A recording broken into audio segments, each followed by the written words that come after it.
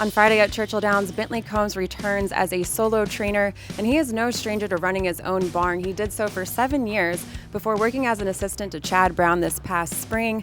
I caught up with him here at the Churchill Training Center ahead of Friday. So Bentley, you were a solo trainer in the past and made the decision to work for Chad Brown as an assistant this past year. So what went into that decision?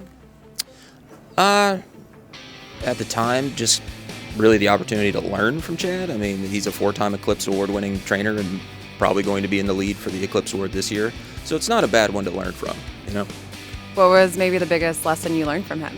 I would go ahead and say probably, not wanting to sound weird about it, but less is more kind of deal. You know, if you notice some of Chad's works and stuff like that, don't really work very fast. You know, they're very specific. Everybody's very uniform, but horses get very fit quickly.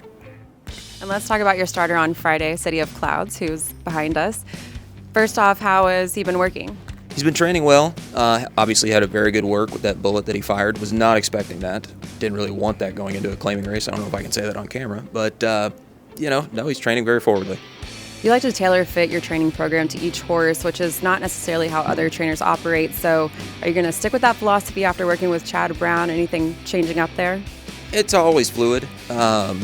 Basically, every horse is an individual, but you have a framework and a scaffolding, especially like in an operation the size of Chad's, which, I mean, is what we're trying to get up to at least. You know, you have to have a scaffolding and then kind of work your way down and treat everybody as an individual. And you also used to work with Dallas Stewart. He's nearing 1,000 career wins. So do you still reach out for advice?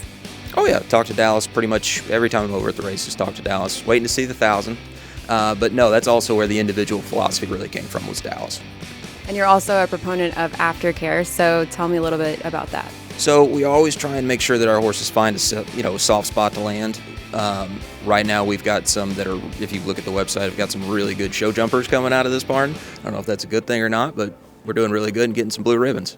And going back to your career previously as a solo trainer, are there any highlights that stand out to you, any horses that maybe taught you valuable lessons? Honestly, the Trails End, 10 strike for Marshall Graham. That was one that we always kind of shot for. You know, 1 3/4 miles for a starter 10. So it's a very specific race that you have to find a very specific horse for. So it's kind of a game of Where's Waldo all year until you hopefully find that one and you kind of train up and find it. And then you're kind of like, I don't know, we may need to find another one, man. Like that kind of thing. So that's been a fun race to kind of point towards. And then taking it back even farther, you went to the equine program at U of L. So what did you take away from that?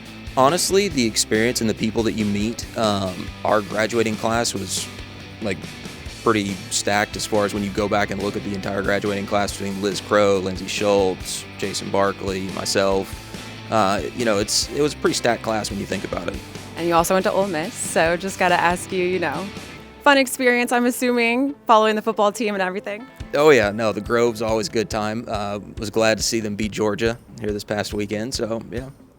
And then you and your wife are about to welcome your first child. So what's it been like, you know, getting back into solo training and then having a young family too?